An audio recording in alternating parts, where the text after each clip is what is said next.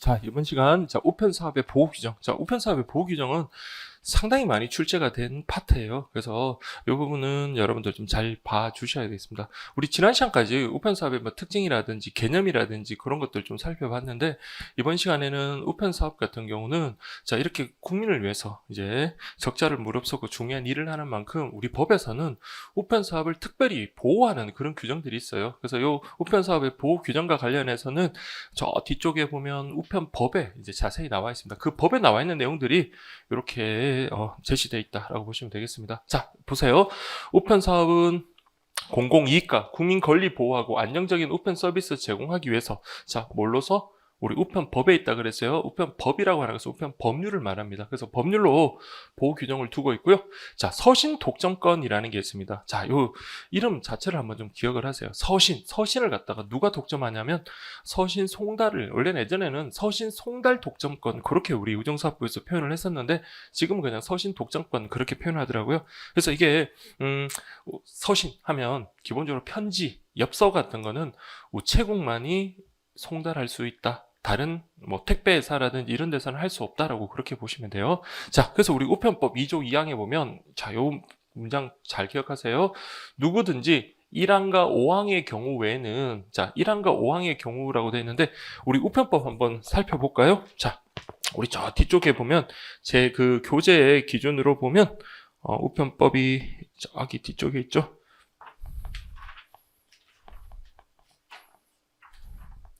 333페이지입니다. 333페이지. 333페이지 보면 제일 위쪽에 보면 뭐라고 되어 있어요? 누구든지 제1항과 5항의 경우에는 타인을 위한 서신의 송달 행위를 업으로 하지 못하며 자기의 조직이나 계통을 이용하여 타인의 서신을 전달한 행위를 하여서는 아니 된다라고 되어 있고요. 1항하고 5항이 뭐냐면 왼쪽으로 한번 가보세요. 332페이지. 1항 보시면 우편 사업은 국가가 경영하며 과학기술정보통신부 장관이 관장한다. 우리 앞에 봤던 내용 그대로 나오죠. 그러면서 아까 우리 뭐라고 그랬어요? 우편 사업 일부를 갖다가 법률로 장관이 경영을 따로 개인이나 법인 등에게 경영하게 할 수 있다라는 그 말 나오잖아요. 그러니까 그렇게 예외적인 경우 말고는 서신 송달, 서신은 누구만이 할 수 있다? 우체국만이 할 수 있다. 국가만이 할 수 있다. 그 말인 거고요. 그 다음에 5항도 한번 볼까요? 333페이지 5항. 그러니까 여러분 법은 이렇게 좀 같이 봐야 돼요. 우편 사업이나 우편 창구 업무 위탁에 관한 사항은 따로 법률로 정한다. 다만 과학기술정보통신부 장관은 요 표현 한번 보세요. 우편 창구 외의 외자 동그라미 하십시오. 우편 창구 외. 그러니까 우편 창구 업무를 포함하는 게 아니에요. 우편 창구 업무 외의 우편 업무 일부를 대통령령으로 정하는 바에 따라 다른 자에게 위탁할 수 있다. 그러면 우편 창구 업무는 대통령령으로 다른 자에게 위탁할 수 없는 거예요. 우편 창구 업무 말고 배달이라든지 이런 것들은 위탁할 수 있다라는 그런 말입니다. 어쨌든 중요한 조문인 우편법 2조 2항에서 말하는 것 이걸 여러분들 정확하게 기억을 하셔야 됩니다. 다시 이제 돌아와가지고 여러분들 여기 보시면 요 문장을 정확하게 한번 보세요. 타인을 위한 서신 송달 행위를 업으로 하지 못한다. 누구든지. 그러니까 저 같은 사람이 A라는 사람하고 B라는 사람끼리 전달하는 그런 문서, 편지 같은 거 그런 걸 갖다가 제가 송달하는 거를 업이라는 건 직업입니다. 직업으로 하지 못하고 또 자기의 조직이나 계통을 이용하여. 그러니까 여러분들 우리 쿠팡 같은 경우 보면 우체국보다도 더 배송 차량도 많고 체계가 더 잘 갖춰졌을 거예요. 근데 쿠팡이 다른 사람의 이런 서신을 갖다가 전달하는 행위를 하지 못한다. 역으로 생각하면 쿠팡이 자기 서신을 갖다가 자기 본사에서 지사로 그 택배 물류 차량에다 실어가지고 보내는 것, 그것은 가능하겠죠. 그러니까 타인의 서신을 전달 못하는 거지 자기 계통 조직을 이용해서 자기의 서신을 전달하는 것은 가능하다는 겁니다. 그래서 법령을 법 규정을 좀 잘 보시고요. 그래서 보시면 독점권의 대상이라고 되는데요. 독점권의 대상은 뭐를 대상으로 한다? 서신을 대상으로 한다. 서신. 그럼 선생님 서신이 뭐예요 하면 이 표현은 이렇게 길게 써놨는데 한마디로 이런 편지, 엽서 생각하시면 돼요. 그러니까 의사 전달을 위해서 특정인이나 특정 주소로 송부하는 것으로서 문자, 기호, 부호 또는 그림 등으로 표시한 유형의 문서 또는 전단을 의미한다라고 되어 있습니다. 그래서 쉽게 말하면 한지다 이렇게 생각하십시오. 뭐 물론 이제 그림 거래도 상관이 없고요. 뭐 그런 것들이 이제 서신이다. 그러면 중요한 건 여러분들 독점권의 대상은 뭐라고 했어요? 서신이다. 국가만이 서신을 전달할 수 있다? 그럼 역으로 생각하면 서신이 아닌 것은 국가가 아닌 일반 민간 기업이라든지 그런 쪽에서 전달할 수 있다라는 겁니다. 그래서 이게 중요한 게 이제 서신 제외 대상. 자, 비슷하긴 하지만 서신은 아니에요. 그렇기 때문에 이거는 여기 있는 거는 여러분 국가만이 독점하는 거 아니에요? 첫 번째 뭐라고 됐습니까? 자, 앞에 거 이런 건 볼 필요 없고 그냥 요거 제가 말씀드린 것만 기억하시면 신문. 여러분 신문 배달 여러분 우체국에서 하던가요?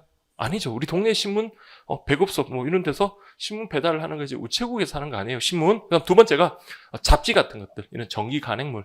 전기 간행물도 보면 뭐 우편으로 올 수도 있지만 우편이 아니라 그냥 택배로 이렇게 올 수도 있는 겁니다. 그래서 민간 기업에서 이렇게 전달할 수도 있는 거고요.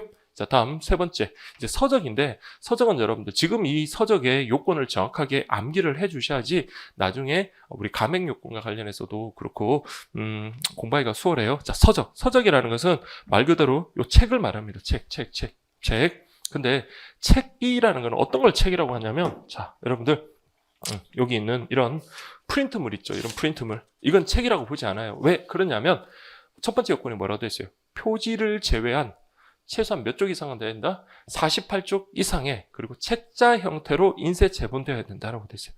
표지를 제외한 48쪽 이상. 그러니까 이거는 처음부터 이건 책이 아니죠, 여러분들. 표지를 제외한 48쪽이 될 수도 없고 책자 형태로 인쇄된 것도 아니고요. 자, 그다음 두 번째가 최소한 세 가지 중에 하나는 우리 표시가 돼야 돼요. 뭐냐면 발행인, 출판사, 인쇄소 요 세 개 중에.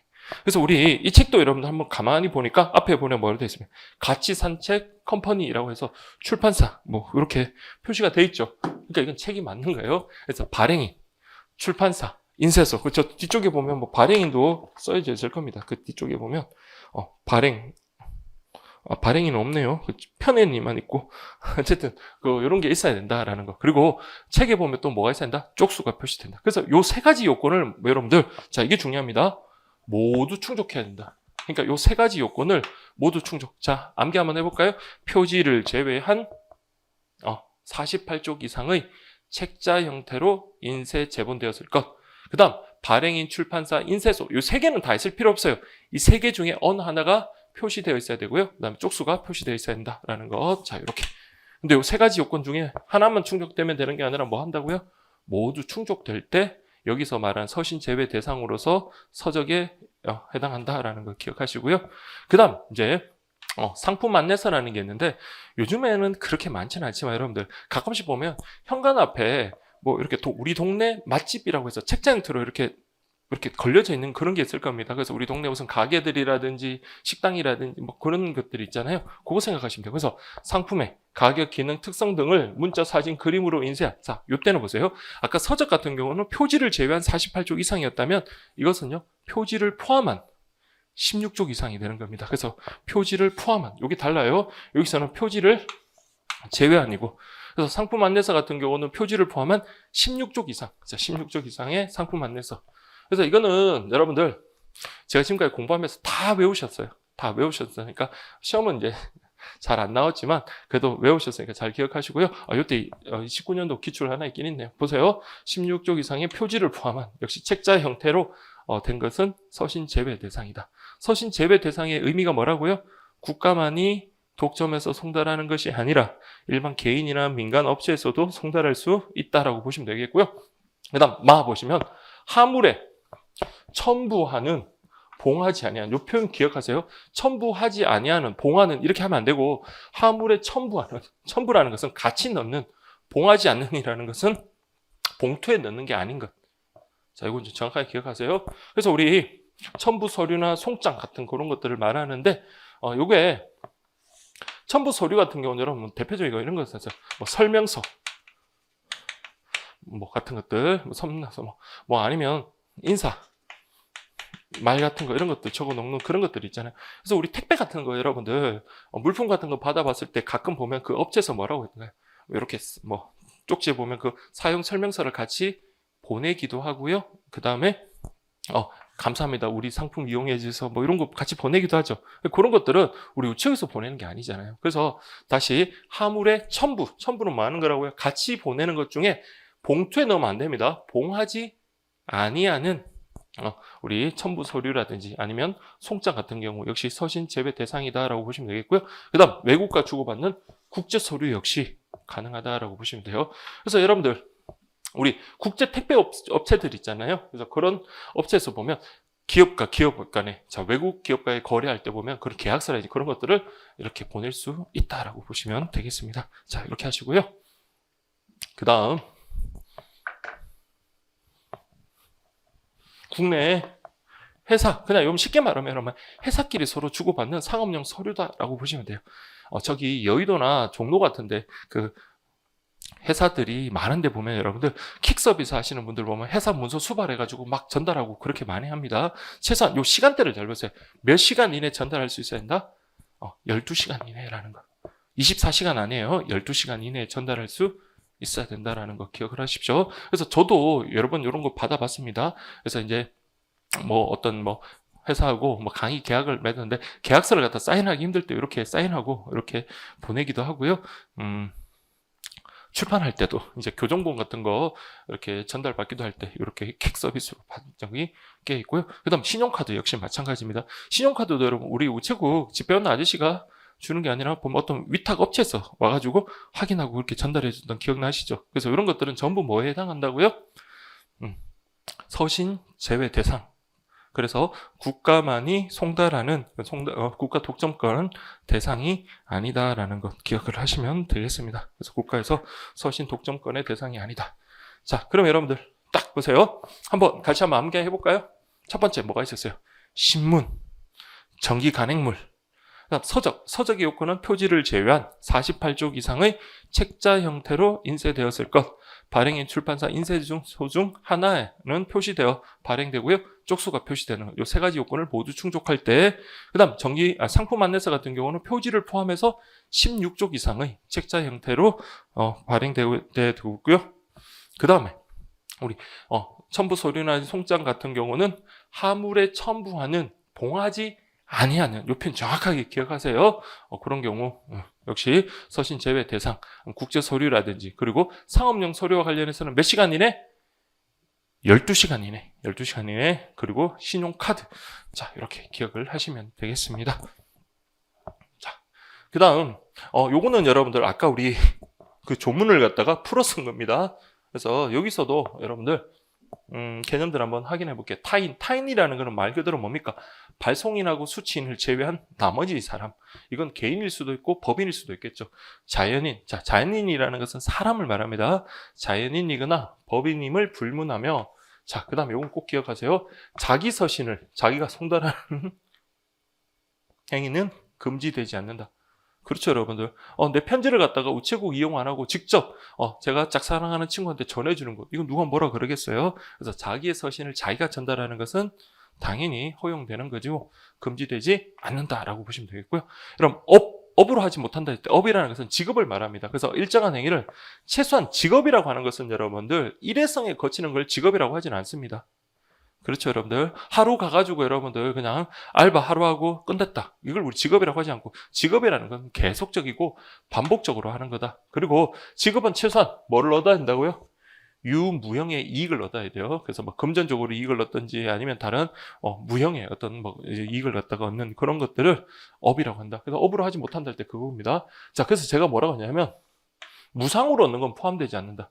그래서 직업이라는 것 자체는 유상을 전제를 하는 겁니다. 돈을 안 받고 하는 건 뭐예요, 여러분들? 그냥 말 그대로 봉사활동이라고 하는 거예요. 그러니까 우리 보육원 같은 데 가가지고 빨래 아니면 빨래를 대신해 준다든지 설거지를 대신해 주는 거, 이건 그냥 봉사활동이라고 하는 거지 업이라고 하지는 않는다. 그다음 조직 또는 계통. 자, 일정한 목적을 실현하기 위해서 두 사람 이상이 의식적으로 결합한 활동체다. 자, 최소한 조직이나 계통이 되기 위해서 혼자만 있으면 안 되고요.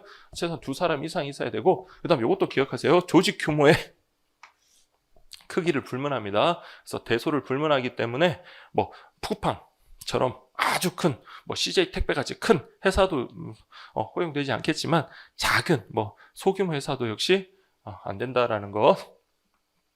그 다음 여기 보세요. 조직 또는 계통을 이용하여 타인의 서신을 송달하는 경우 이거는 단 한 번만 하는 것도 허용되지 않는다. 알겠죠, 여러분들? 단 1의 송달도 금지한다.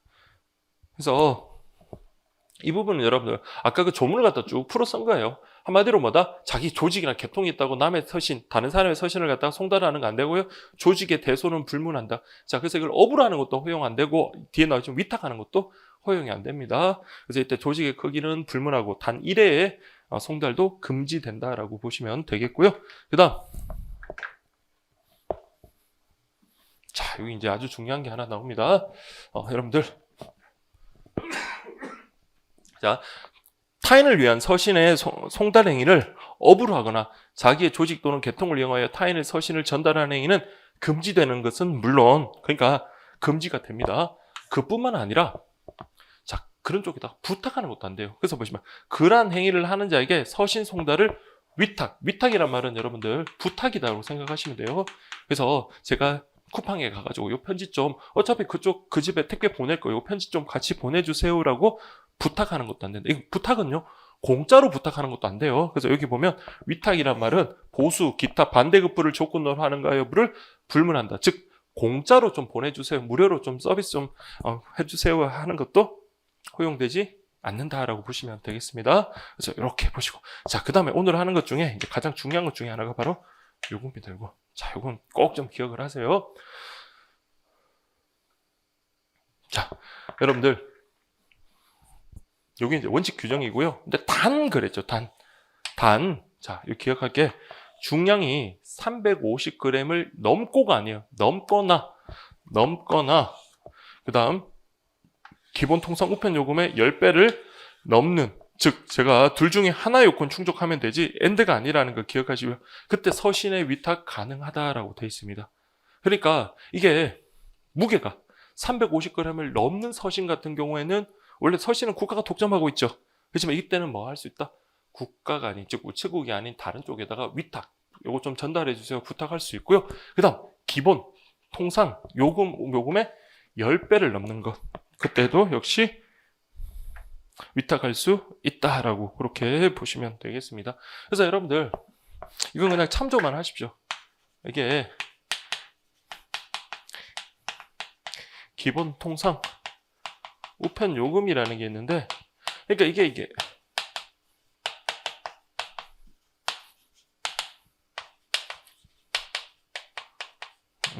자, 이게 5g까지는요 400원입니다. 400원. 보통 이제 엽서가 5g까지 제한 중량인데 400원 그렇게 하시고 그래서 이렇게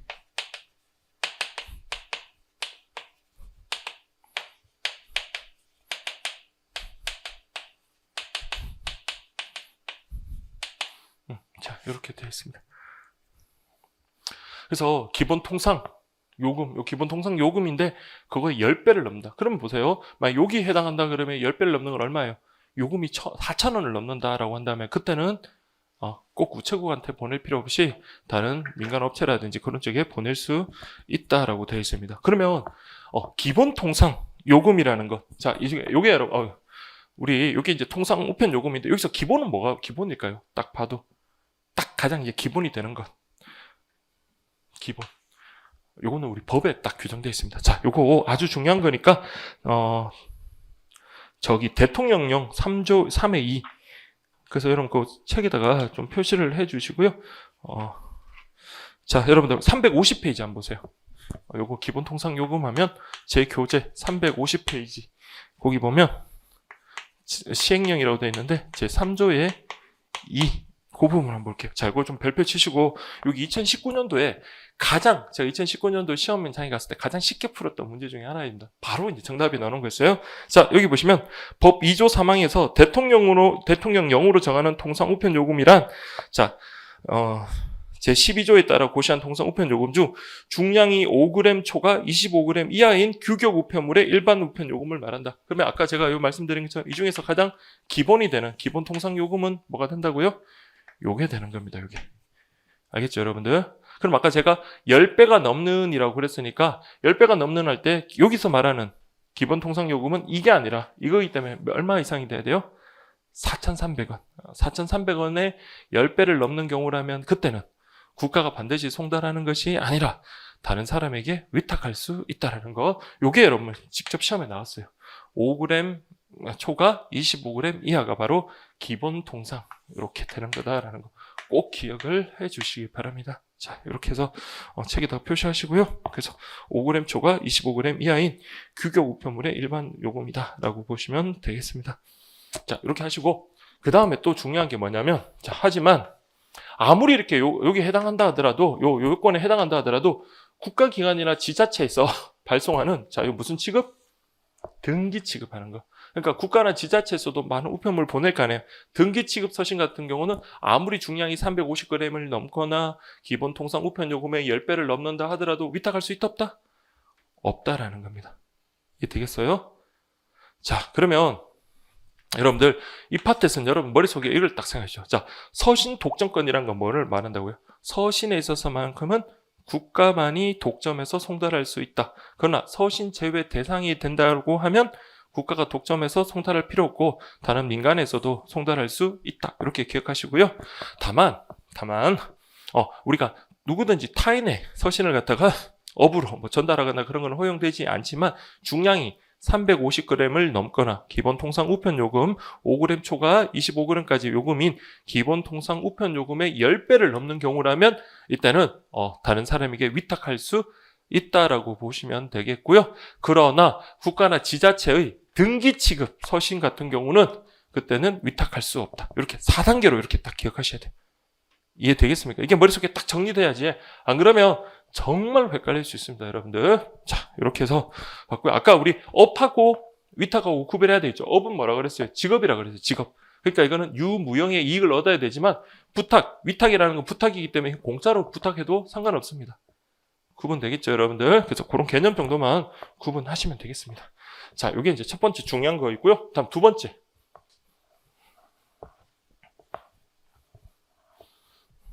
한번 보시면 우편물 운송 요구권이라고 되어 있습니다. 이 경우 우편물을 운송한 자에 대해서 정당한 보상을 한다. 자, 우리 교재에 뭐라고 되어 있냐면 한번 보세요. 우편 간선은 철도, 궤도, 자동차, 선박, 항공기 등의 경영자에게 운송 요구권을 가진다. 그러니까 이거 무대뽀죠. 와가지고 자, 우리 고속버스 회사에 가가지고 야, 이거 좀 전달 좀 해줘. 우편인데 이거 좀 전달해줘. 이렇게 요구할 수 있다는 겁니다. 이해되겠죠? 그러니까 법으로서 이렇게 보장을 하는 거예요. 그런데 이 경우 우편물 운송한 자에 대해서는요, 당연히 그렇게 전달해 줬으니까, 뭘 해준다? 운송을 해줬으니까 보상을 할 수 있다고 돼 있어요? 하해한다고 돼 있어요? 하해합니다. 그러니까 정부기관에서는 바로 이렇게 해야 되고 우체국에서는 정당한 보상을 한다. 이렇게 되어 있습니다. 근데 이 부분은 여러분, 운송 요구권은 별도 청구가 없더라도 정당한 보상을 해야 되겠고요. 그 다음 한번 보세요. 운송원 등의 조력 청구권이라고 되어 있습니다. 그래서 조력이랑 해서 도움을 좀 달라는 거예요. 그러니까 우리 우체국 차량이 사고가 났어요. 그래서 우편물 전달을 해야 되는데 이게 끼었어요. 어디 바위 같은 데 끼어가지고 꺼내기 힘들 때 주변 사람한테 도움을 요청할 수 있는 겁니다. 그래서 보시면 우편 업무 집행 중인 우편 운송원, 우편 집배원, 우편물을 운송 중인 항공기 차량 선박 등이 사고를 당했을 때 주변에 이제 조력, 도움을 요청할 수 있고요. 도움을 요구받은 자는 정당한 사유 없이는 이를 거부할 수 없다. 거부할 수 없다. 자, 여러분, 여기를 제가 밑줄 친 이유가 뭐냐면, 그럼 역으로 생각하면요, 정당한 사유가 있으면 거부할 수 있는 겁니다. 이거 도와주세요라 했는데, 제가 지금 당장 계리직 시험을 보러 가는데요. 그러면 시험이 우선이죠. 다른 사람한테 부탁을 해야 되겠죠. 자, 그리고 도와준 사람은 이제 공짜로 해도 되고요. 이 사람이 그것 때문에 내가 일을 못 나갔잖아요. 그래서 적절한 보수를 갖다가 청구할 수 있어요. 자, 요거는 보세요. 청구를 해야지만 보수 지급을 한다라고 보시면 되겠습니다. 그래서 청구에 따라서 적정한 보수 지급을 하여한다라고 보시면 되겠고요. 그 다음 운송원 등의 통행권, 우편 운송원, 집배원, 우편물을 운송 중인 항공기 차량 등등이, 자, 여기 보세요. 도로 장애로 통행이 곤란한 경우에는 담장이나, 자, 울타리 없는 에다가 밑줄 죠. 울타리 없는. 울타리 있으면 안 돼요. 울타리 뚫고 지나가는 건 안 되고, 가령 자연재해가 나가지고요, 도로가 유실됐습니다. 근데 이거 우편물 운송은 해야 되는데 그 도로를 이용할 수 없을 때는 남의 밭을 지나갈 수가 있는 거예요. 남의 밭을 지나가서 그만큼 피해를 줬으면요, 거기에 따른 정당한 보상을 해야 되겠죠. 이때도 피해자가 청구를 하면 그때는 보상을 하해한다. 손실을 보상해야 한다. 이렇게 보시면 되겠습니다. 자, 여러분, 미리 좀 말씀드리지만 지금 공부하는 것들은 다른 사람에게 어쨌든 피해를 준 거지만 이것은 법을 어기면서 피해를 준 것이 아니라 어떤 경우다? 법 규정에 따라서 피해를 준 겁니다. 그래서 이것은 적법한 행위로 인한 피해를 준 거예요. 적법. 그래서 이거는 손해배상이라 말하면 안 됩니다. 그래서 뭘 한다고요? 손실보상의 대상이 되는 거다. 이렇게 가야 돼요. 그래서 이거는 손해배상은 위법한 행위로 다른 사람에게 피해를 준 경우이기 때문에 여기도 보니까 뭐라고 했어요? 손실을 보상한다. 이런 표현을 썼죠. 손해를 배상이 아니라 손실을 보상해야 된다라는 그런 말을 썼습니다. 나중에 우리 손실 보상 공부할 때 요 나왔던 내용들이 다시 나올 거예요. 자, 그다음 보세요. 운송원 등의 통행료 면제. 그래서 이것도 빠르게 한번 읽어보시면 돼요. 우편물 운송 중인 운송원, 집배원들은 언제든지 도선장에 도선을 요구할 수 있습니다. 여러분, 도선장 하면 여러분들 배를 갖다가, 배 같은 경우는 항구 같은 게 되게 복잡하잖아요. 그래서 낯선 항구에 어디다가 정박을 해야 되고 이런 걸 잘 모른단 말이에요. 그러면 도선사를 딱 부르면 도선사가 이끄는 대로 그냥 따라가면 되는 겁니다. 소위 말해서 배를 주차해 주는 거다 생각을 하시면 돼요. 그때 이렇게 요구를 하고요. 그 다음에 통행요금을 지급하지 아니하고 통행할 수 있습니다. 그러니까 요금 안 내고 한대요. 그렇지만 결과론적으로는, 그러니까 급하니까 지금은 돈이 없으니까 그냥 공짜로 이용을 하지만 나중에는 이제 이때 왜 돈 안 냈냐, 요금 달라라고 청구하면 그때 뭐 해라? 역시 정당한 보상을 하여야 한다라고 보시면 되겠습니다. 알겠죠, 여러분들? 그래서 우리 나부터 마까지 이렇게 쭉 살펴보니까 다 어떤 겁니까? 법에 따라서 이런 우편 관련 이용자, 우편 그 집배원이나 운송원 등에게 이런 특혜를 주는 겁니다. 다만 거기에 따라서 뭘 해줘라? 정당한 보상이나 보수를 지급해라. 다만 우편 운송 요건과 관련해서는 별도의 청구가 없다 하더라도 보상을 해줘라 라고 그렇게 보시면 되겠습니다. 자, 이 내용 자체는 뭐 그렇게 어려운 내용이 아니니까요. 이렇게 보시고, 그 다음에 이제 바부터 차가 있는데 이거는 시험에 상당히 꽤 많이 나왔던 거죠. 그래서 저 기출 표시가 되어 있는 것처럼 이건 아까 운송원 통행료 면제 그와 관련되는 거고요. 그래서 통행 요금은 면제된다. 그러나 정당한 청구를 하면요, 그때는 정당한 보상을 해야 된다라는 것까지 기억을 하시면 되겠고요. 자, 그 다음에 우리가 이제 살펴볼 게 우편 업무 전용 물건의 압류 금지와 부가 면제라고 됐습니다. 이런 부가라는 것은 과자가 과세입니다. 세금을 부과하지 않는다. 그렇게 생각을 하세요. 부가 면제하면 세금을 부과하지 않는다. 자, 이 두 가지는 구분 한번 해보세요.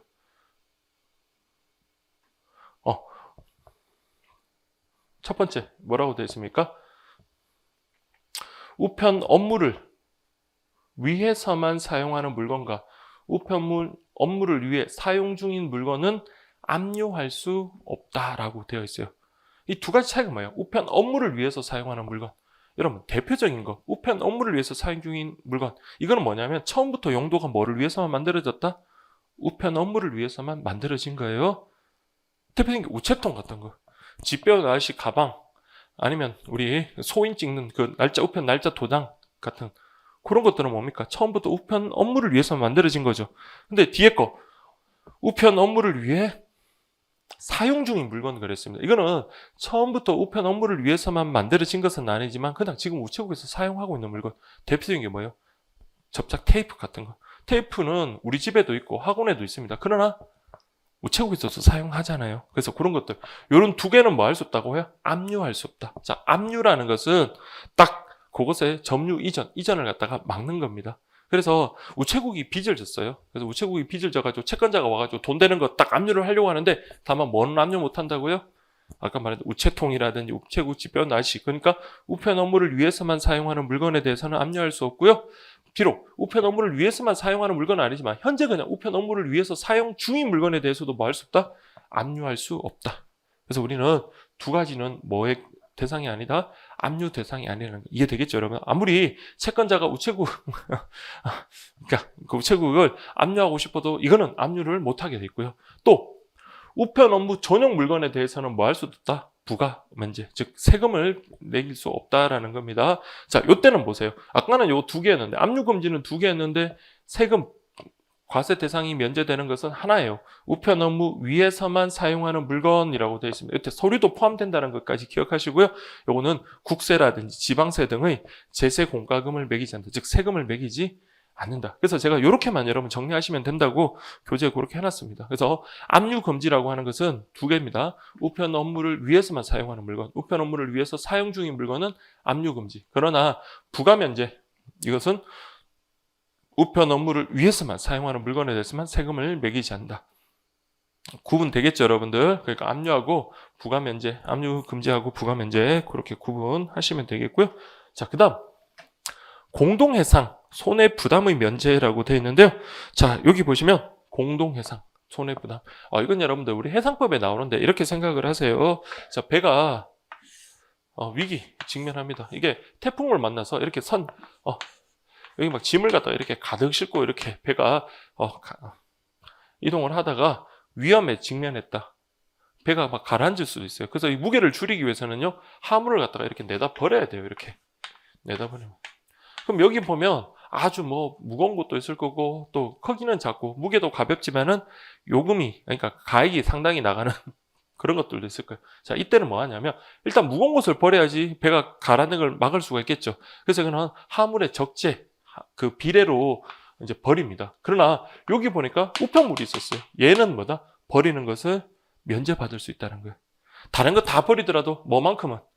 우편물만큼은요, 그 버리는 걸 면제받을 수 있다라고 보십시오. 원래 여러분 이거 어떻게 하냐면 이런 겁니다. 여기 보면 뭐 삼성전자가 있고 여기 LG전자가 있고 뭐 현대게 있고 뭐 이런 물건들이 있으면요, 무거운 것들 이렇게 비례를 해가지고 버립니다. 버리고 난 다음에 나중에 이제 위기에서 이제 모면했다. 그러면 이제 괜히 만약에 삼성전자 TV가 무거워가지고 이것만 다 버렸다고 한번 해볼게요.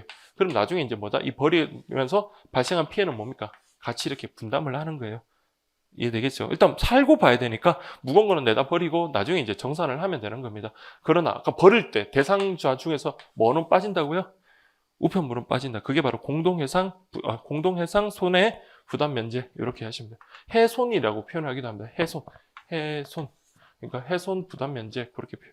그래서 이렇게 같이 하주 전원, 하주라는 것은 물건의 주인입니다. 하주 전원이 적재 화물의 비례, 즉 무게 비례에 따라서 공동 분담하는 것. 여러분들 이게 가액으로 하는 게 아니겠죠. 어떤 거는 다이아몬드 같은 거 이런 거 하나 버려봤자 티도 안 나는 겁니다. 가액으로 그렇게 딱 버리는 거 아니에요. 화물 비례, 적재 화물, 그러니까 무게에 따라서 이렇게 버리고 그 다음에 우편물에 대해서는 이를 분담시킬 수 없다까지 기억을 하시고요. 그 다음 우편물의 압류 거부권. 자, 이것도 여러분들 시험에 나왔는데 아까 우리 앞에서 봤던 압류하고는 좀 달라요. 아까 우리 봤던 압류는 우체국이 채무자일 때입니다. 요거 우체국이 채무자인데 채권자가 와가지고 우체국 물건을 갖다가 압류하는 것, 이거 금지가 되는 거였다면 이번에는 우체국이 채무자가 아니라 발송인이 채무자라고 생각을 하세요. 그래서 이게 A라는 사람이 발송인이고요, B라는 사람이 수취인이다. 근데 이 발송인의 채권자입니다. 이 사람이 돈을 빌려가 안 놓고 돈을 안 갚았어요. 그래서 소송을 통해서 자기가 이겼음에도 불구하고 계속 돈을 안 갚으면서 이 사람이 가지고 있는 아주 비싼 그런 물건을 하나 빼돌리려고 합니다. 우편을 통해서 B한테 빼돌리려고 할 때, 그러면 이 사람이 남아있는 유일한 재산이 그건데 그걸 빼돌리면 이 사람은 돈을 돌려받기가 힘들겠죠. 그래서 이거 빼돌리는 걸 막기 위해서 뭘 하냐면 압류를 갖다 걸 수가 있어요. 근데 다만 압류를 걸더라도 언제나 압류할 수 없다고요? 자, 이 편 잘 기억하세요. 운송 중이거나, 그러니까 이미 운송 중이면 압류 못하고, 그 다음에 발송 준비를 마친입니다. 그러니까 그럼 시험에는 여러분들 발송 후에는 압류를 하지 못한다면 안 돼요. 아직 발송은 안 했다 하더라도 발송 준비가 마쳐진 후라면은 그때는 압류할 수가 없다라고 했습니다. 그래서 우편물에 대해서는 뭐 할 수 있다? 압류를 거부할 수 있는 권리. 그게 바로 우편물의 압류 거부권. 그러니까 앞에 거랑 다르죠. 앞에 거는 아까 우체국이 빚을 졌을 때, 요거는 발송인이 채무자인 그런 경우일 때, 이때 운송 중이거나 발송 준비를 마친, 용 계속 되뇌이세요. 운송 중이거나 발송 준비를 마친 경우라면, 자, 우편물 압류를 거부할 수 있다라고 하시면 돼요. 그래서 역으로 생각하면 운송 전이나 발송 준비 전이면은요, 그때는 압류 거부권이 대상이 아니다라는 거. 자, 어떻게든 나올 수 있으니까 이 표현만 잘 기억하십시오. 운송 중이나 발송 준비를 마친, 이렇게 하시고요. 그 다음 우편물의 우선 검역권. 특히나 우리 코로나 시대 때 많이 문제가 됐죠. 외국의 우편물이 우리나라에 왔다. 그러면 여러분 거기에 있던 어떤 뭐 온갖 병균이라든지 그런 것들이 우리나라에 오면은 우리나라에서는 그것에 대한 어떤 뭐 천적도 없을 수 있겠고요. 또 거기에 대한 어떤 대비책이 없을 수 있단 말이에요. 그래서 검역을 철저히 합니다. 그런데 이 검역을 하려면 한참 줄을 서서 기다려야 된단 말이에요. 그러니까 막 차례를 기다려야 되니까 우편물이 운송이 지연될 수밖에 없어요. 그래서 이제 우편물한테는 어떤 특혜를 준다? 검역을 면제시키는 거 아니에요. 우편물 같은 거 검역을 면제시켰다가 큰일 나잖아요. 그렇죠? 그래서 이때는 뭐 한다? 우선적으로 저 새치기 할 수 있도록 하는 겁니다. 그래서 검역법에 의한 검역을 뭐 할 수 있도록 최우선적으로 받을 수 있도록 하는 거예요. 알겠죠, 여러분들? 그래서 이게 이름이 뭐라고요? 우편물 검역 면제권이 아니라 뭐다? 우선 검역권이다 라고 되어 있습니다. 그래서 검역이 면제되는 것은 아니다 라고 보시면 되겠습니다. 그래서 우선 검역권 이렇게 딱 기억을 하시면 돼요. 자, 그 다음 이제 제한 능력자 행위에 대한 법률적 판단이라고 되어 있는데요. 자, 여기 한번 보시면 자, 우편물의 발송, 수취나 그 밖의 우편 이용에 관하여 제한 능력자의 행위라도 능력자가 행한 것으로 간주된다라고 되어 있습니다. 자, 그러면 이번 시간에는 여기 한번 좀 자세히 좀 보도록 할게요. 여러분들 그 제한 능력자라는 말은 우리 금융상식에 보면 예금의 상대방 파트에서 나옵니다. 근데 우리 제한 능력자라는 것은 이렇게 좀 대비를 한번 해보세요. 원래는 행위 능력자, 행위 능력이라는 게 있고요. 근데 행위 능력이 온전치 못한 사람을 제한 능력자다라는 그런 표현을 씁니다. 제한 능력. 자, 제한 능력자에는 세 가지 부류가 있어요. 첫 번째가 만 19세 미만인 자, 미성년자가 있고요. 그 다음에 정신적인 능력, 정신적인 상태가 지속적으로 결여돼서 가정법원에서 너 피성년 후견인이야 라고 선고를 받은 피성년 후견인이 있고요. 그 다음에 아니야, 그 정신적 능력, 고령이라든지 이런 정신적 장애로 정신적 능력이 좀 여기보다는 좀 상태가 약한, 부족한 사람, 피한정 후견인이라는 게 있습니다. 피한정 후견인까지 이렇게 세 부류가 있어요. 자, 이런 사람들은 여러분들 어떤 의미가 있냐면 기본적으로 행위 능력이라고 하는 것은 단독으로 유효한 법률 행위를 할 수 있는 그런 능력을 행위 능력이라고 하거든요. 그러면 여러분들이나 제가 마트 같은 데서 물건을 살 때 누구 동의를 받고 사는 건 아니죠. 그냥 여러분들 스스로 물건을 사면 그대로 법률 효과가 발생하는 겁니다. 그러나 이런 사람들은 혼자서 그런 행위를 하게 되면 불측의 손해를 입을 수가 있어요. 아직 사회적 경험이 부족한 미성년자한테 이런 독자적인 결정을 하고 거기에 따른 법률 효과를 기속시키면 미성년자가 피해를 볼 수 있거든요. 그래서 우리 민법에서는 미성년자 같은 경우는 원칙적으로 단독으로 법률 행위를 할 수 없도록 그렇게 하고 있습니다. 자, 누가? 법정 대리. 즉 부모님의 동의나 대리를 통해서 할 수 있게끔 그렇게 하고 있어요. 그래서 만약에 미성년자가 어떤 자기가 할아버지한테 그 세뱃돈 받은 걸 가지고 게임기를 갖다 비싼 게임기를 혼자 전자상가에 가서 샀다 하더라도요, 부모님 허락 안 받으면 나중에 그 계약을 취소할 수 있도록 그렇게 하고 있습니다. 그 다음 피성년 후견인 같은 경우도 역시 단독으로 할 수 없고요. 이때는 표현을 후견인이라는 말을 씁니다. 후견인의 대리를 통해서만 할 수가 있는 거예요. 할 수 있다. 자, 그래서 이 사람은 정신적 능력이 상당히 떨어지는 거예요. 그러니까 여러분들 피성년 후견인 하면 과거에 지금 작고하신 롯데그룹의 신격호 회장 생각하시면 돼요. 그분 재산이 상당히 많음에도 불구하고 나중에 중증의 이제 치매를 앓았단 말이에요. 근데 그분이 온전한 전신 상태를 유지하지 못했는데 그분 재산이 어마어마하잖아요. 근데 그 롯데그룹의 이제 창업자 겸 이제 오너인데 그 사람이 함부로 계약을 하고 이렇게 해버리면 큰 피해를 볼 수 있죠. 그래서 이제 가정법원에다가 이분 지금 정신 상태가 온전치 못하니까 피성년 후견인으로 좀 선고해 주세요라고 요청할 수가 있는 겁니다. 그럼 그때 법원에 선고를 받으면 이 사람은 이제 단독으로 할 수 없고요. 법원에서 선임한 후견인에 의해서만 그 법률 행위를 할 수 있도록 그렇게 하고 있습니다. 자, 이렇게 하시고요.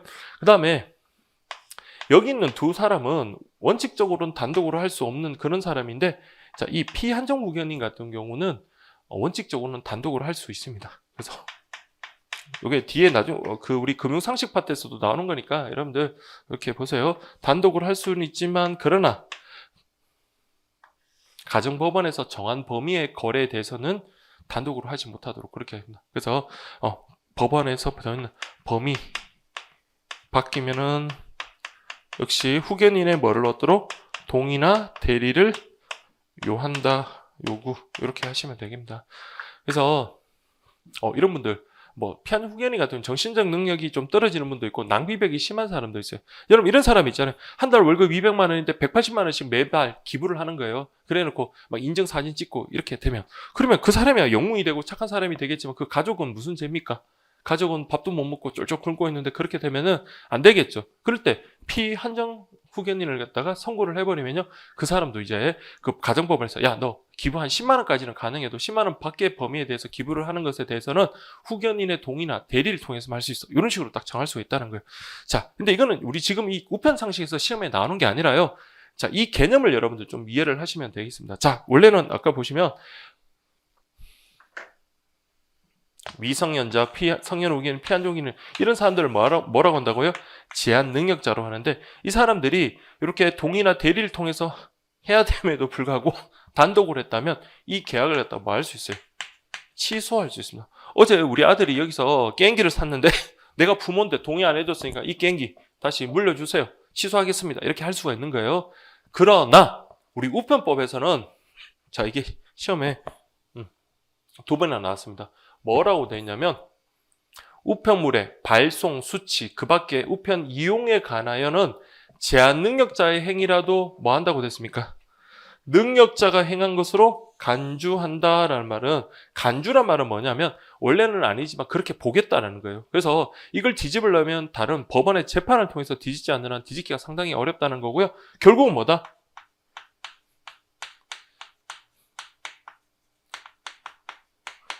취소의 대상이 아니다 이 말입니다. 그러니까 우리 아들 어제 여기서 EMS 한 20만 원치 발송 계약을 했는데 내가 동의 안 해줬으니까 이 계약 취소할게요. 이거 안 된다는 거예요. 무슨 말인지 이해가 됩니까? 네. 그래서 능력자가 행한 것으로 간주한단 말은 단독으로 유효하게 법률 행위를 할 수가 있기 때문에, 그러니까 이용 계약을 체결할 수 있기 때문에 이거는 아무리 미성년자라 했다 하더라도 취소의 대상이 되지 않는다는 거. 이거 꼭 좀 기억을 하세요. 이거는 두 번이나 출제됐던 중요한 겁니다. 그래서 우리 우편법에서도 이렇게 나와 있고요. 자, 그래서 보세요. 이에 따라 제한 능력자 행위임을 이유로 우편 간사에 대해서 임의로 이용관계 취소를 주장할 수 없다. 자, 이거 무효는 왜 나왔냐면, 자, 여러분들 아까 여기 제한 능력자군요. 제한 능력자. 자, 그 다음에 의사 무능력이라는 게 있습니다. 의사 무능력. 의사 무능력 하면 여러분들 유아, 한 3살, 4살짜리 유아라든지 아니면 중증의 정신병자. 자, 그 다음에 만취자들, 이런 사람들을 우리 의사 무능력자라고 합니다. 의사 무능력자. 자, 의사 무능력자 이런 사람들의 행위는 무효가 되는 거예요. 무효. 여러분들 생각해 보세요. 어린아이 같은 경우는 어떤 법률적인 판단을 못해요. 의사 능력이라고 하는 것은 어떤 행위의 의미나 결과를 판별할 수 있는 능력을 의사 능력이라고 하거든요. 그런데 유아 같은 경우는요, 자기가 하는 행위의 의미를 몰라요. 만약에 그 유아 이름 명의로 할아버지께서 돌아가시면서 그 아이 명의로 부동산을 줬다라고 했을 때 그 아이한테 사탕 2개 주면서 그 땅 내한테 정리해 줄 수 있냐면 그 아이는 시킨 대로 사인을 할 겁니다. 근데 그대로 법률 효과가 발생하면 너무 큰 피해를 보겠죠. 중증의 정신병자도 마찬가지고 술이 정말 많이 취한 만취자도 마찬가지예요. 술이 막 만취한 사람한테 계약서 드리면서 사인하려 해서 사인했다. 이걸 갖다 법률효과 그대로 인정하면 크게 문제가 되겠죠. 그래서 이러한 사람들의 행위는 뭘로 본다? 무효로 보는 겁니다. 무효로. 그러나 자, 우리 아까 우편법에서는 뭐라고 본다고요? 이런 제한 능력자 행위. 자, 이때는 원래 표현이 좀 잘못되긴 했지만 그래도 이때 말은 보세요. 제한 능력자라 하면 민법상의 제한 능력자를 말하며 이때 아까 말한 대로 행위상 행위 제한 능력자 3명 나오죠. 미성년자, 피성년 후견인, 피한정 후견인 뿐만 아니라 의사 제한 능력자 이런 표현을 원래 안 쓰거든요. 의사 무능력자라는 말을 쓰는데 어쨌든 만취자, 광인은 미친 사람, 이런 사람들을 모두 포함하는 개념. 원래 요거는 뭐의 대상? 취소의 대상. 여기는 뭐의 대상? 무효의 대상인데 뭘로 보지 않겠다? 무효나 취소를 주장할 수 없다라고 보시면 되겠습니다. 그래서 이용관계 무효 또는 취소를 주장할 수 없다. 이렇게 하시고요. 그 다음 여기서는 이걸 이제 좀 기억을 하세요. 자,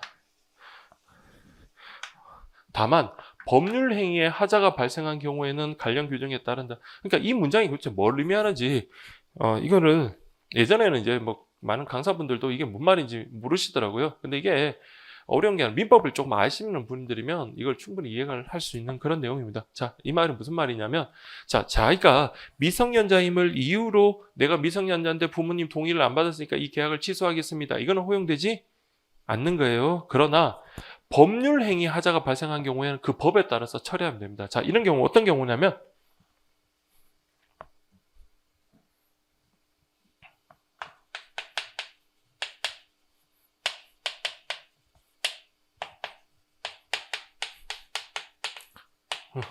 자, 우리 EMS 계약을 체결했다. 그래서 요금이 한 20만 원 나왔다라고 한번 해볼게요.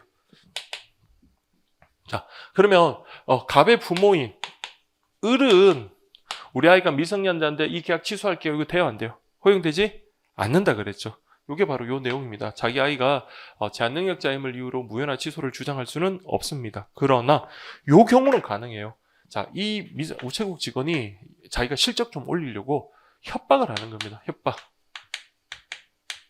근데 우리 민법 110조에서는 사기나 강박에 의한 경우라면 법률 행위를 뭐 할 수 있다고요? 취소할 수 있도록 그렇게 규정하고 있거든요. 그래서 자기가 미성년자임을 이유로 이 계약의 무효나 취소를 주장할 수는 없겠지만 제가 저 사람이 저를 협박해가지고 제가 어쩔 수 없이 이행 계약을 체결했어요 라고 하면서 이때 뭘 할 수 있다? 취소할 수 있는 겁니다. 그래서 이 표현 다시 볼게요. 다만 법률 행위에 하자가 발생한 경우는 관련 규정에 따른다. 민법에서 그렇게 취소할 수 있다고 됐으니까 그때는 취소할 수가 있는 겁니다. 그래서 제가 초창기 때 사례 문제를 막 이렇게 만들고 막 그렇게 해서 여러분들 좀 이해 좀 잘하시라고. 그래서 자기가 미성년자임을 이유로는 계약의 무효나 취소를 주장할 수는 없지만 미성년자, 그러니까 취소를 주장할 수 없고 자신이 중증의 정신병자임을 이유로 또 무효를 주장할 수는 없지만 사기, 강박 등에 의해서 법률 우편 이용 계약을 체결했을 때 그때 뭐 할 수 있다? 취소할 수 있다라고 보시면 되겠습니다. 아시겠죠, 여러분들? 자, 이렇게 하시고요. 그 다음 기출문제 한번 보도록 할게요. 자, 여러분들 우리 이번 강의는 어쨌든 간에 기출까지 2022년도까지 치러졌던 기출문제들 다 한 번씩 쭉 볼 거예요. 단원별로. 그래서 우리 교재 있는 거에다가 2022년도 기출문제랑 같이 또 제가 추가를 해드릴게요. 자, 보십시오. 여기 잘 안 보이겠네요. 날짜는 솔직히 여러분들 잘 안 보이셔도 상관없습니다. 자, 1번 문제 볼까요? 우편사 보호 규정에 대한 설명으로 옳지 않은 것 그랬네요. 자, 우편을 위한 용도로만 사용하는 물건은 압류할 수 없다라고 되어 있습니다. 아까 우편을 위한 용도로만 사용되는 것, 처음부터 우편 용도를 위해서 사용되는 거는요, 압류도 안 돼, 부가도 면제돼. 그렇게 했었죠. 그래서 이거는 압류할 수 없다. 맞는 말이 되겠고요. 다음 두 번째. 우편물과 그 취급에 필요한 물건, 아까 공동훼손 부담 면제된다 그랬죠. 그래서 훼손을 부담하지 않는다. 맞는 말이 되겠고요.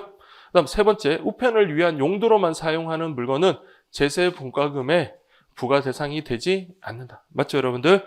그래서 이게 제세 공과금, 그 세금 부과 면제되는 것은 우편을 위한 용도로만 사용되는 것. 그래서 우편을 위해 사용 중인 물건은 과세 대상은 됩니다. 그래서 이거 1번, 3번 이렇게 좀 구분하시고요. 4번. 우편물의 발송 준비를 마치기 전이라도 우편 간선은 그 압류를 거부할 수 있다. 자, 우리 압류 거부는 언제까지 가능하던가요? 언제 허용되지 않던가요? 압류 거부는 언제 허용된다? 운송 중이거나 발송 준비를 마친 경우라면 압류를 거부할 수 있죠. 근데 발송 준비를 마치기 전이면 이때는 뭐다? 압류 거부할 수가 없다라고 해야 됩니다. 압류를 거부하려면 발송 준비를 마친 후에만 거부를 할 수가 있다 그랬잖아요. 그래서 이거는 발송 준비를 마치기 전이기 때문에 압류를 거부할 수 없다. 이렇게 돼야 돼요. 그래서 이 문제의 정답 4번이 되겠고요. 그 다음에 2008년도. 자, 여러분들 시험이라는 거 정말 빨리 붙으면 좋은 게 2008년도 문제로 보면 정말 쉬워요. 그래서 다른 문제도 마찬가지지만 자, 여기 보세요. 제일 앞부분에 나오는 거네요. 우편 사업은 국가에서 직접, 그렇죠, 직접 경영하는 국가기업. 자, 우리 출제할 당시하고 여러분들 우편 상식 금융상식은 출제할 당시하고 문제가 조금씩 다를 수 있어요. 그러니까 요건 여러분들 예전에 국가기업인데 우리 지금 표현은 정부기업 같은 말로 보시면 되고요. 그 다음에 경영 형태 면에서 정부 직영 형태에 속한다. 이런 거는 참조만 하십시오. 그 다음 우편 이용관계의 법적 성질은 우편 이용자와 우편 간서 상호 간의 송달 계약을 내용을 하는, 자 아까 말씀드렸죠. 이거 공법상의 계약관계라 그랬어요, 사법상의 계약관계라 그랬어요. 사법상의 계약관계라 그랬죠. 그렇죠. 그러니까 이건 틀린 겁니다. 3번 우편 이용 관계에 있어서는 아까 무능력자, 자 요거는 법이 바뀌어서 이제는 제한능력자라고 표현합니다. 출제 당시만 해도 우리 이게 2011년도에 법이 바뀌었어요. 그래서 무능력자 행위라도 아까 뭐라고 했어요? 능력자가 행한 것으로 본다 그랬죠. 그래서 능력자와 행위와 동일한 효력이 있다. 맞는 말이 되겠고요. 4번 우편 이용 관계는 제3자, 즉 수취인을 위한 우편 간서와 발송인과의 계약이므로 우편 이용 관계자에는 누가 포함이 된다고요? 우편 간서, 발송인, 수취인 모두 포함하는 게 바로 우편 이용 관계자라 그랬습니다. 그래서 이것도 맞는 말. 그래서 우리 옳지 않은 것 하면 2번이 되겠습니다. 이거 좀 내려갔네요. 2번 이렇게 하시고요. 그 다음 3번 볼까요? 2010년도 2회차 문제입니다. 2회 때 1회 시험이 2008년이고요. 자, 그럼 보시면 법령입니다. 우정사업 조직 예산 운영에 관한 자율성을 확보하고 우편 대체 금융 보험 사업과 이에 부대되는 사업을 보다 효율적으로 추진함으로써 품질 향상한다. 자, 그래서 여러분들 우편법 하면 4가지 기억나시죠? 제일 먼저 등장한 것은 우편법, 두 번째가 별정 우체국법, 세 번째가 우체국 창구 업무 관련되는 우편치육국, 네 번째가 특례, 우정사업 운영에 관한 특례. 자, 여기 보니까 아까 뭐였죠? 조직, 예산 운영. 그러니까 경영 합리화 그리고 품질 개선을 위해서 우리 어떻게 하자? 조직, 예산, 운영 이런 것 좀 획기적으로 변화를 가져와야 되겠죠. 그래서 이와 관련되는 법은 뭐다? 우정사업 운영에 관한 특례법이 되겠습니다. 그래서 이 문제 정답은 4번 이렇게 체크하시고요. 다음 4번 볼까요? 2019년도 문제입니다. 자, 2019년도 문제는 여러분들 진짜 어려웠어요. 그러니까 역대급으로 어려웠다. 그러니까 이게 그러니까 한번 보시면 아실 겁니다. 근데 물론 쉬운 문제들이 조금 있기는 있습니다만은 한번 볼까요? 우편사업 보호 규정에 대한 설명으로 옳은 것 모두 고른 것은 그랬네요. 기억번 지방자치단체에서 발송하는 등기 우편물은 서신 독점의 대상이다. 자, 아까 이거 어떻게 여러분 공부하라 그랬어요? 1단계가 뭐였습니까? 서신은 국가가 독점하고 서신 제외되는 것은 국가가 독점하지 않는다. 그래서 원래는 국가 독점권의 대상이긴 하지만 중량이 350g 또는 기본 통상 우편 요금의 10배가 넘는 경우라면 이때는 국가 독점의 대상이 아니다. 그러나 국가나 지자체가 취급하는 발송하는 등기 취급 서신 같은 경우는 그러하지 않아다. 즉 국가 독점의 대상이다 그랬잖아요. 그래서 여러분 보세요. 지방자치단체에서 발송하는 등기 우편물 서신 독점 대상 맞습니다. 그 다음 미연번 우편 업무를 위해서만 사용하는 물건은 압류가 금지되지만 제세 공과금의 부과 대상이다. 자, 우편 업무를 위해서만 사용하는 것은 반대로 돼 있죠. 뭐의 대상? 죄송합니다. 우편 업무를 위해서만 사용하는 물건은요, 압류가 금지되는 거 맞죠? 그리고 제세 공과금 부과에도 뭐가 나? 면제가 된다 그랬어요. 그러니까 여러분들, 우리 우체통 같은 경우, 그 다음에 그 날짜 도장, 우편 날짜 도장 이런 것들은요, 압류 대상도 안 되고 세금 부과 대상도 안 된다라고 그렇게 봐야 되겠죠. 그래서 니은번 X. 3번 우편물의 발송, 수치나 그 밖에 우편 이용에 관한 제한 능력자 행위는 능력자가 행한 것으로 간주한다. 맞는 말이죠, 여러분들. 그래서 이때는 그나마 제일 쉬운 그런 내용이었네요. 자, 그 다음 리얼벌 보세요. 아까 우리 봤던 거 상품, 가격, 기능, 특성 등을 문자, 사진, 그림 등으로 인쇄한, 자 16쪽 이상의 책자 형태의 상품 안내서는 뭐라 그랬습니까? 서신 제외 대상이니까 서신 독점의 대상이 아니다라고 됐네요. 그래서 2019년 문제치고는 아주 좀 쉬운 평이한 그런 문제였던 것 같습니다. 자, 이렇게 해서 여러분들 정답은 기억하고 디귿이 되는 거죠. 그래서 이런 식으로 앞부분은 여러분들 어렵지 않아요. 그래서 이렇게 해서 여러분들 체크하시면 되겠습니다. 자, 그 다음이 이제 우편 서비스 종류, 이용 조건인데 이거는 다음 시간에 진행하도록 할게요.